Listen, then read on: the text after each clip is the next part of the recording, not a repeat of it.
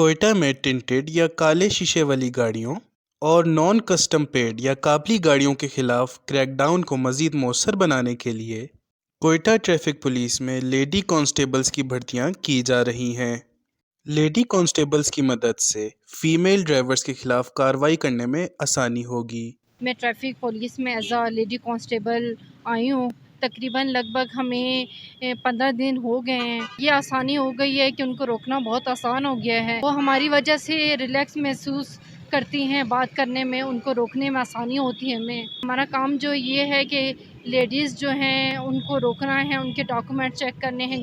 مشکلات وغیرہ تو بالکل پیش آ رہی ہے کیونکہ سردی ہے، گرمی ہے، دھوپ ہے، بارش ہے، ان کی وجہ سے مسئلے تو ہیں، لیکن ہم اپنی ڈیوٹی کے ساتھ بہت مخلص ہیں اور اسی طرح اپنی ڈیوٹی کے فرائض سر انجام دیتے رہیں گے۔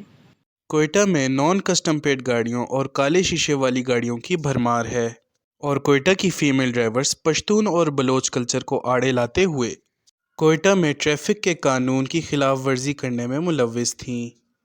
کوئٹہ کی ٹریفک پولیس میں لیڈی کانسٹیبل کی بھرتیاں بہت خوش آئند ہیں، کیونکہ یہاں پر تعصب کی وجہ سے جو ہے پہلے لیڈیز کو ٹریفک کانسٹیبلز نہیں روک پاتے تھے۔